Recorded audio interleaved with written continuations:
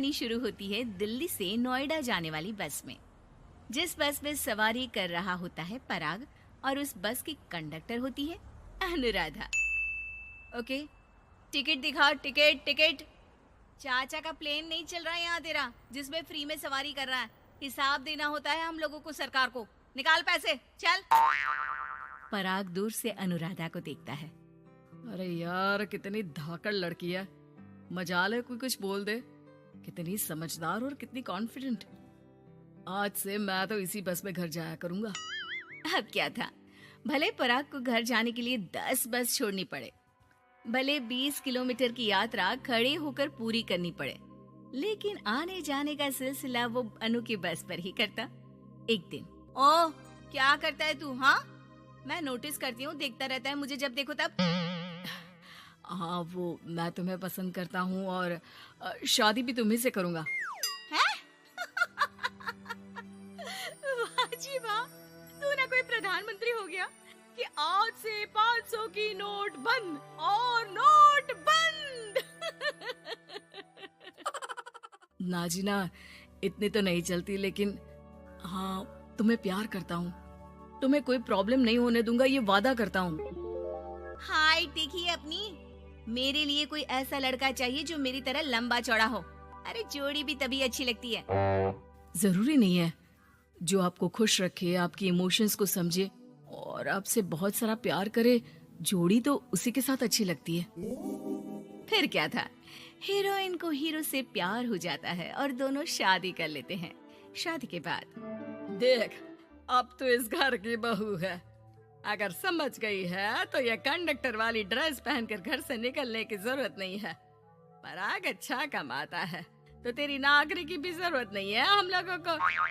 अरे कैसी बात कर रही है माँ जी? यूँ कोई सरकारी नौकरी छोड़ता है क्या? और जब मेरी नौकरी लगी थी, मेरी अम्मा कितनी खुश हुई थी पता है? मैं तो नौकरी करूंगी। अरे नौकरी करेगी तो डंडे से मारूंगी, और हाँ, जो निकली घर से बाहर ना तो हाथ पैर तोड़ दूंगी और घर से बाहर निकाल दूंगी, देख लेना। अनु को समझ में नहीं आता कि वो सास को कैसे समझाए कि सरकारी नौकरी लगना आसान बात नहीं होती और उसने इस नौकरी को पाने के लिए कितनी हार्ड वर्क की थी। रात को अनु पराग से बात करती है। देखो पराग, मैं नौकरी करना चाहती हूँ। मुझे नहीं पता था कि तुम्हारी माँ को मेरी नौकरी से प्रॉब्लम होगी, वरना। ऐसी बात नहीं है, मैं माँ को समझाता हूँ। अगले रोज, देखो माँ, महंगाई का जमाना है और मेरी प्राइवेट नौकरी है। आज है कल का पता नहीं।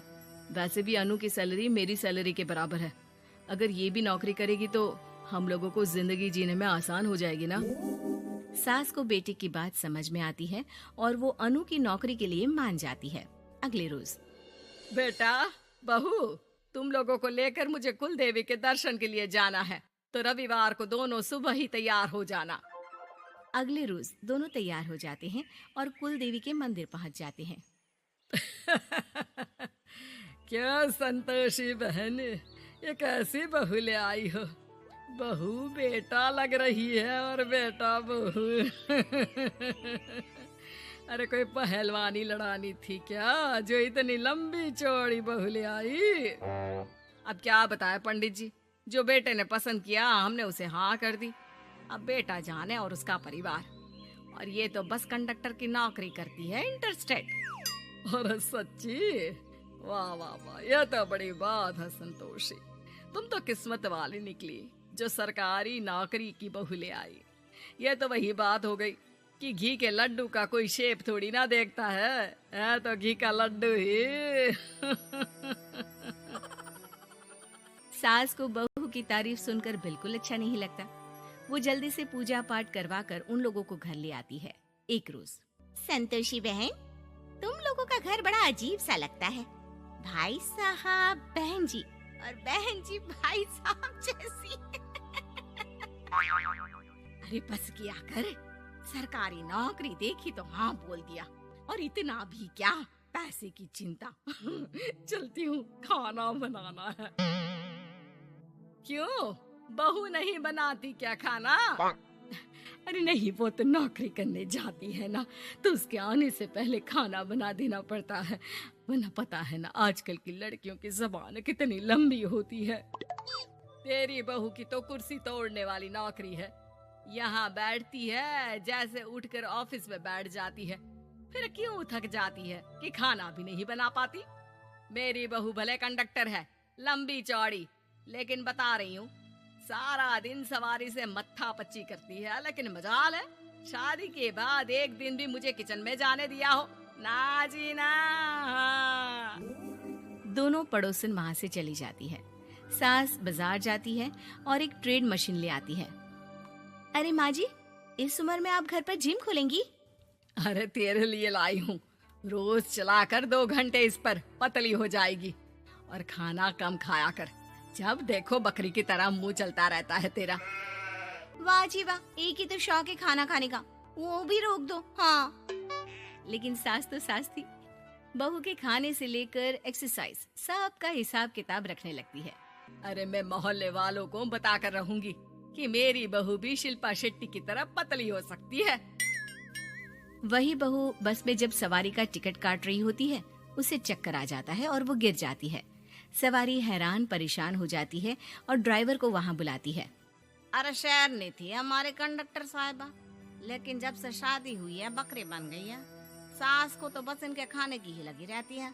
ड्राइवर बस में बिठाकर बहू को घर छोड़ आता है और सास को कहता है, अरे पता है आपकी बहू कितनी धाकड़ है, किसी को बात करने से पहले 4 बार सोचना पड़ता है कि बोले या ना बोले, कहीं झापड़ ना पड़ जाए। और आप है कि इन्हें बकरी बनाने में लगी है। अरे चुप, निकल यहाँ से। मेरी बहू है, मैं इसे बकरी बनाऊं या फिर गीदड़, तुम्हें क्या पता लोग कैसा मजाक उड़ाते हैं कि बहू इनकी बस की कंडक्टर है। बोलो मुझे कैसा लगता होगा? अरे काम तो काम होता है माँ जी, वो छोटा या बड़ा नहीं होता। खैर जैसी आपकी मर्जी, चलता हूँ मैं, नमस्ते। ड्राइवर वहां से चला जाता है। बहू ठीक हो जाती है। एक बार आधी रात को कोई संतोषी का दरवाजा खटखटाता है। अरे इतनी रात में कौन आ गया?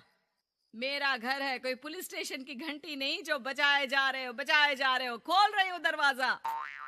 जैसे ही दरवाजा खुलता है, सामने वही पड़ोसन खड़ी होती है जो अनु की कुछ दिन पहले बुराई कर रही थी।